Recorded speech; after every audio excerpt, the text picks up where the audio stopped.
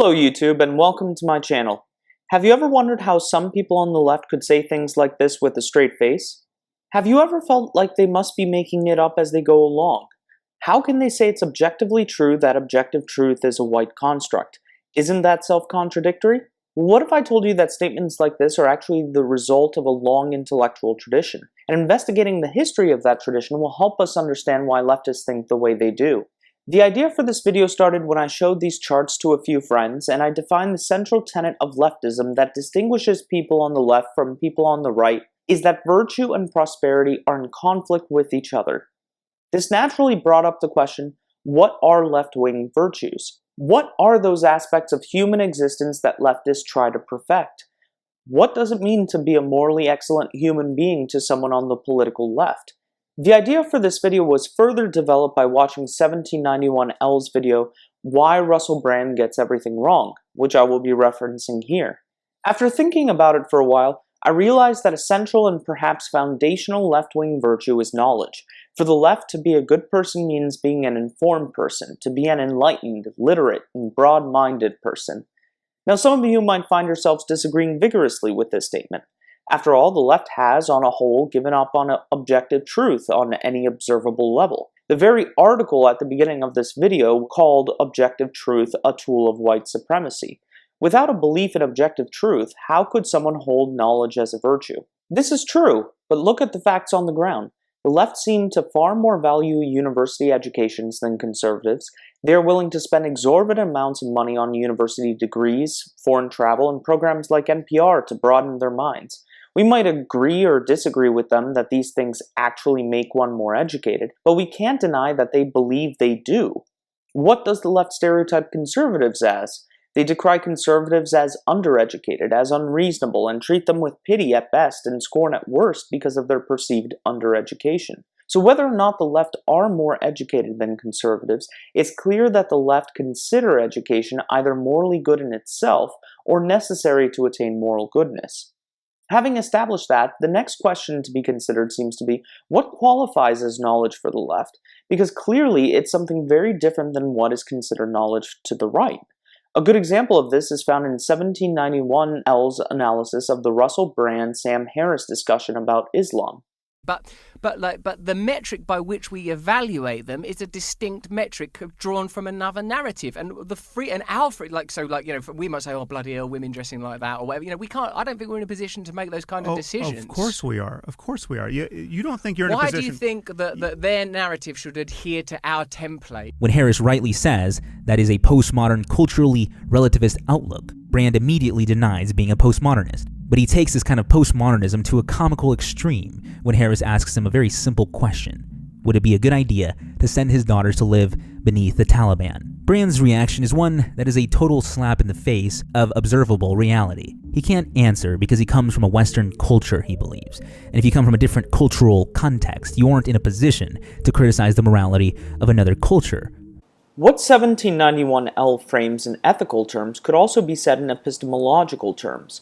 Russell Brand believes that he and Sam Harris share a cultural epistemological limit beyond which they cannot speculate. They can't understand why an Islamic society would impose the veil on women because they are not Muslims, and so they cannot tell them not to do it.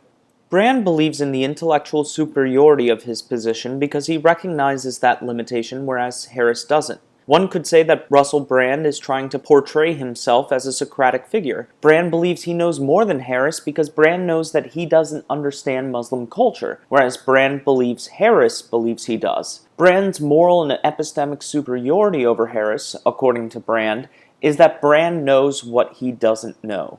Brand is not the only left-wing celebrity to hold this line of thinking. In fact, anytime you hear the infamous phrase, "check your privilege," the utterer of that phrase is invoking it.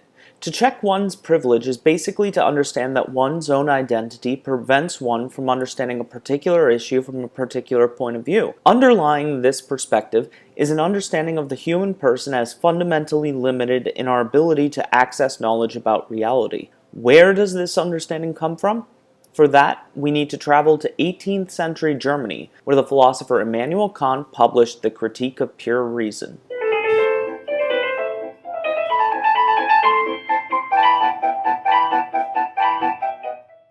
Hallo YouTube, ich heiße Benedikt. Willkommen in Königsberg, Preußen. Welcome to Königsberg, Prussia. We are here because the philosopher Immanuel Kant has a problem. Kant is a rationalist. He believes that knowledge can be arrived at independent of sensory experience, through the use of pure reason. Rationalism was a philosophy that originated with Descartes. The basic idea is that if knowledge is, as Socrates defined it, justified true belief, then everything we know seems to rely on a prior justification. How do you know that a circle's diameter multiplied by pi gives you the circumference of the same circle? Well, you can show mathematically how that's true. How do you know mathematics works? Well, you can derive it from first principles, like the law of non-contradiction. Now, what about empirical claims, like, for example, how do you know you're watching a YouTube video right now? Perhaps you're actually hallucinating. Perhaps an evil demon is tricking you into thinking you're watching YouTube. Maybe you're actually just a brain in a vat with wires hooked up to you. Well, Descartes argued that you can rationally prove that God exists, that he is a good God, and he wouldn't want us to be deceived by our senses like that. So reason can even ground empirical experience. So rationalists argue that all knowledge is justified by reason alone, starting from axiomatic premises. Unfortunately, that neat, tidy system was blown up by the philosopher David Hume. Hume pointed out that certain statements which appear to be knowledge really are not. For example, you might say that you know the sun will rise tomorrow. How do you know that? You might say, well, every morning I've experienced has had a sunrise, so why would this one be different? David Hume would respond, why wouldn't it be different? Just because it's happened that way every time before doesn't necessitate that it will happen that way in the future. Now, a smart scientist guy might say, we can use science and mathematics to measure the location, trajectory, and velocity of various celestial objects relative to you to demonstrate that the sun will rise tomorrow. And we know our math is right because it's based on universal laws of nature, like the first law of motion, which states that an object in motion will stay in motion unless an outside force acts upon it. But Hume would say that the first law of motion isn't really a law. It's just a statement derived from experience.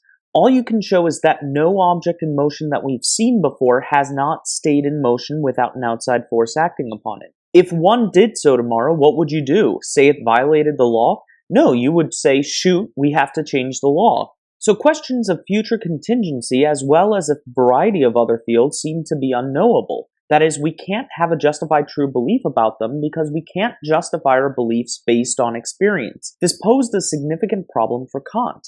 In order to defend causality and therefore the natural sciences and even morality from Humean skepticism, he needed to find a way to ground knowledge in reason. To do so, he made a few distinctions. Some statements are what he called a priori. That is, they come before experience.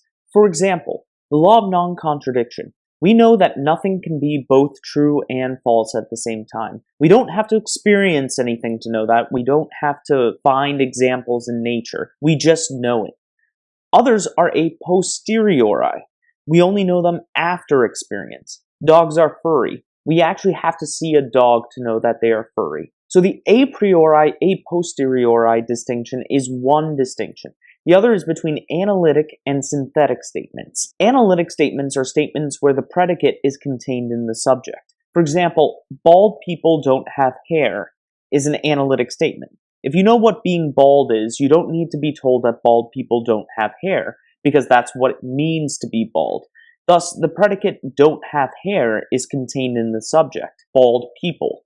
Synthetic statements are the opposite. John is bald is a synthetic statement. You don't know John is bald without some outside information. You actually have to meet John to know that he's bald. Or you have to have heard about John from someone else. Baldness is not contained within the idea of John. To help explain this, we have this chart. Take a statement like, all bachelors are unmarried. Clearly, this is an a priori analytic statement. You do not need to have met a bachelor or experienced a bachelor to know that a bachelor is unmarried. The definition of bachelor is an unmarried man. The predicate is unmarried is contained in the subject. Therefore, you can say that all bachelors are unmarried from pure reason. Thus, this statement is a priori analytic. Compare this statement to Steve is a bachelor. You could not know Steve is a bachelor without having had some prior experience of Steve. Furthermore, the predicate is a bachelor is not contained in the subject Steve. Thus, Steve is a bachelor is an a posteriori synthetic statement. Let's not worry about a posteriori analytic statements. Those won't be discovered until the 1970s with a guy called Saul Kripke. Now, the question for Kant is there such a thing as an a priori synthetic statement? After thinking about this problem for 12 years, he realized that the answer is yes. Take the example of mathematics. Kant argues that 3 plus 5 equals 8 is known from reason. We don't need to experience 3s or 5s to know that when we put them together, they make 8. So it's an a priori statement. We know it before experience. But it's also synthetic. The predicate is 8 is not contained within the subject. Nothing about 3 or 5 gets you to 8. It's only by the fact that we can add 3 and 5 together that we get to 8. So mathematics is synthetic because it takes numbers and applies a relation to them. That relation is not something we pick up from experience, but something that pre-exists experience in our mind. Kant believed a number of such relations existed in our mind. Time, space, unity, reality, substance, possibility, plurality, causality, etc. These categories are not things we think about necessarily, but categories that are necessary for thinking. In other words, Hume argued that certain kinds of knowledge like causality couldn't be known because we couldn't observe it. Kant argued that causality is not something we observe, but part of the mental apparatus with which we observe. Now here's the rub. If thought requires these categories, then it means we can only investigate and know about those things which those categories cover. For example, if time and space are categories of thought, then we cannot think about things beyond time and space. That doesn't mean those things don't exist. It just means that we don't have access to them by thought. Therefore, our ability to know about the true nature of reality is limited by the very same apparatus with which we do our knowing. This is why philosophers who followed Kant said that metaphysics, the study of being, or the study of what is, was impossible. Your mind can't get outside of time to ask, what is time, if time is a category built into your mental apparatus? Now you might be saying that's a very interesting if perhaps oversimplified summary of Kant's thought. But what does this have to do with the political left today? Well, where Kant leaves off, others pick up. If human beings' ability to know the world around us is limited by the categories of thought with which we know, like time, space, and causality, then if a particular individual, or a set of individuals defined by a certain characteristic, have a particular way of knowing the world, then would that also be a necessary limit on their ability to know? For example, if being a man or a woman affects the way one categorizes phenomenological experiences, then men and women must have different ways of understanding the world. If one's race or culture provides a system of categories with which to understand the world, then it is impossible for one to know the world outside of the way that is presented to them through the lens of their race or culture. This is what theorists like Sandra Harding called standpoint theory. A standpoint is a place with which to view the world around us. Whatever our vantage point, its location tends to focus our attention on some features of the natural and social landscape while obscuring others. To quote the textbook, to illustrate the effect of a standpoint, Harding asks us to imagine looking into a pond and seeing a stick that happens to appear to be bent. But is it really bent? If we walk around to a different location, the stick appears to be straight, which it actually is. Physicists have developed a theory of light refraction that explains why this visual distortion occurs. In like manner, a variety of standpoint theorists from different disciplines suggest that we can use the inequalities of gender, race, class, and sexual orientation to observe how different locations within the social hierarchy tend to generate distinctive accounts of nature and social relationships. In other words, not only are human beings as a whole limited in our ability to know the world by human categories of thought, but according to the left, individuals are limited by gendered, classed, and racialized categories of thought. Though Russell Brand doesn't know it, probably, he's invoking this standpoint theory in his discussion with Sam Harris. Brand doesn't think we can judge Muslim societies for forcing women to wear the burqa because we, as Westerners, don't understand the standpoint of Muslims in Muslim societies. Okay, so we've explained that. But what does all this have to do with left-wing conflict of virtue and prosperity? For that part, we need to skip forward a couple decades and travel from Königsberg to Stuttgart in 1807.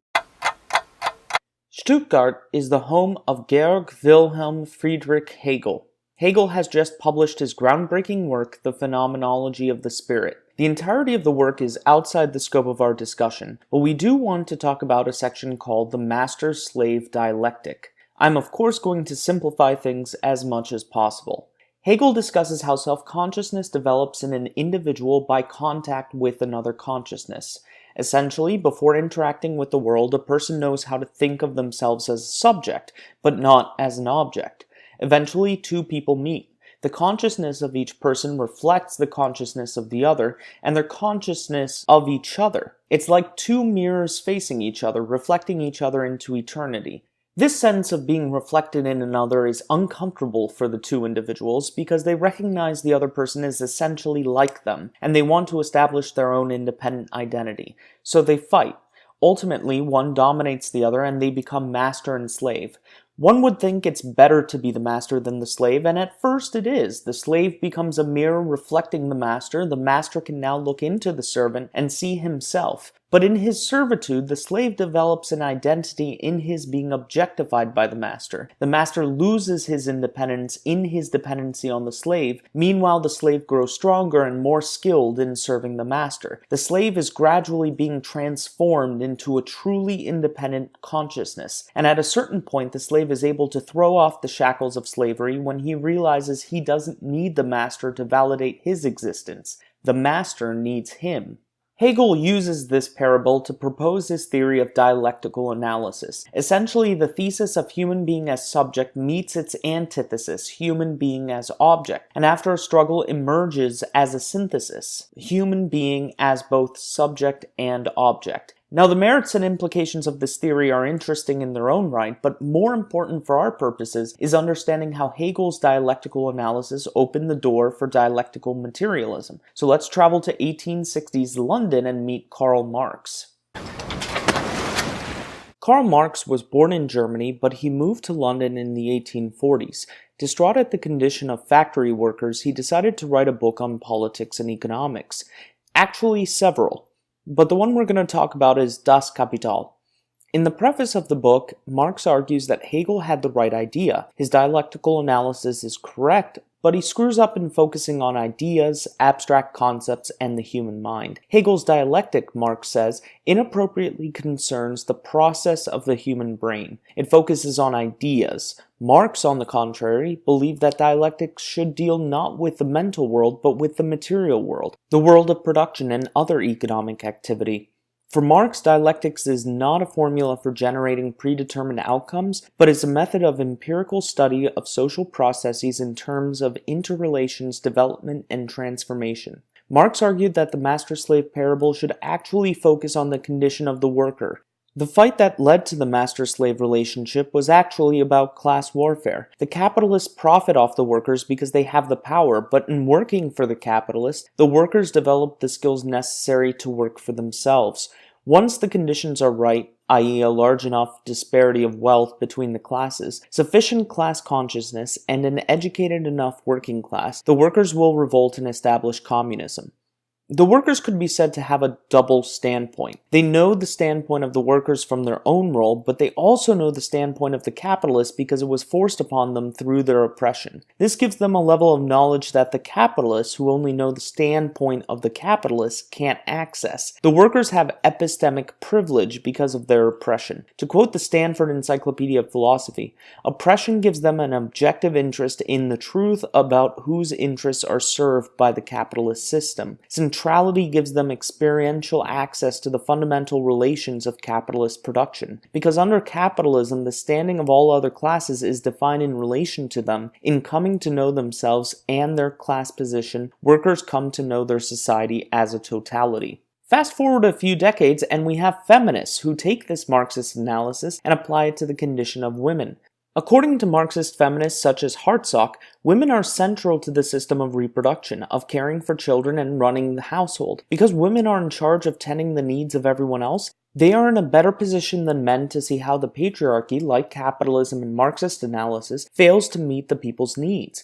Women therefore have an epistemic privilege, and because of this, they should be given greater space to speak on behalf of the people marginalized by patriarchal systems. This analysis, thanks to the work of intersectional feminists, has been applied to other marginalized populations as well, which brings us back to Russell Brand and 1791L. What drives his thought process is exactly what drives the same strain of neo-Marxism that grips the radical left-wing intellectual class: power. Through his sophomoric understanding of Marxism, he's managed to understand that power exists, but he only thinks of it in macro scales, and always as a bad thing. He assumes anyone wielding power is only acting toward the expansion of that power and cannot have desirable ends. But why does Russell Brand assume that anyone wielding power cannot have desirable ends? Because knowledge is virtue, and someone who has power cannot have knowledge, or has less of it because they lack the epistemic privilege of the oppressed. Not only do Muslims in Muslim countries have a different standpoint than Westerners that has to be respected, but because, at least according to Russell Brand, they are oppressed, their standpoint should be given greater weight. This leads to ridiculous pretzels of logic where, for example, the Catholic Church encouraging veiling is seen as misogynistic oppression, but Sam Harris complaining about Muslim women being forced to wear burqas is Islamophobic. The question of whether veils help or hurt women and in what circumstances they are acceptable is a secondary issue for leftist thought. The primary issue is who is doing the questioning and what privilege or power do they hold. So returning to the headline that I began this video with, what does the statement "objective truth is a white supremacist idea" actually mean to a leftist? Well, objective truth is impossible because we all have our unique standpoints, which partially reveal and partially veil what is really going on in society. By appealing to objective truth, whites are privileging their standpoint and marginalizing standpoints other than their own, standpoints which by virtue of their marginalization ought to be privileged more than the white standpoint. So in conclusion, we've seen how Kant's idea that human knowledge is limited by human categories of thought, inculcated in feminist epistemology, became that particular human's knowledge is limited by racialized, classed, and gendered categories of thought. We've also seen how Hegel's view of the development of the self was taken by Marx to explain the condition of workers under capitalism, which was then taken by feminist and intersectional thinkers to explain how marginalized people's standpoints grants them an epistemic privilege because they know their own standpoint and the standpoints of the privileged classes in society. Taken together, these two strains of thought lead to the conclusion that knowledge as a left-wing virtue, insofar as knowledge is defined by the epistemic privilege of the oppressed, is in conflict with prosperity, insofar as prosperity is defined as a position of privilege, which leftists believe is the case, at least outside of the utopian future, where prosperity is not dependent upon systems of privilege and marginalization. This is why leftist protesters will chant, "Eat the rich," not just because it's catchier than "eat those who have privileged themselves by disenfranchising those with marginalized standpoints," but because wealth is necessarily assumed in the leftist construct to be a product of marginalization and oppression. There can be no virtuous rich on the left. So what does knowing this intellectual tradition help us with? Well, understanding the development of progressive thought historically allows us to recognize the joints in the left-wing intellectual armor. Knowing what those joints are allow us to be precise with our questions, which will hopefully allow us to engage in productive discussions with the left by getting past the stonewalling. After all, does anyone actually believe that people of different identities are unable to empathize with each other and understand each other's point of view outside of a privileged-oppressed dynamic? Does anyone actually believe that the marginalized are not just a necessary voice, but the most important voice to hear on issues? After all, I can agree in principle that the voices of homeless people should be part of solving the housing crisis. But I don't think they should be privileged over economists and sociologists who, despite not being homeless, might have a keen insight into the social and economic roots of homelessness. Is there really a single black or white or man or woman standpoint, or are standpoints within those classes not just intersectional, but agent relative to the level of the individual? Are we locked into a predetermined way of understanding the world, or can standpoints change based not just on new information, but interior character and personality changes? Are systems of oppression bound along distinct class, racialized, and gendered identity groups, or rather does oppression create those groups? In other words, does Marxist and feminist analysis necessarily fail to produce prescriptive theories because they are descriptive analyses?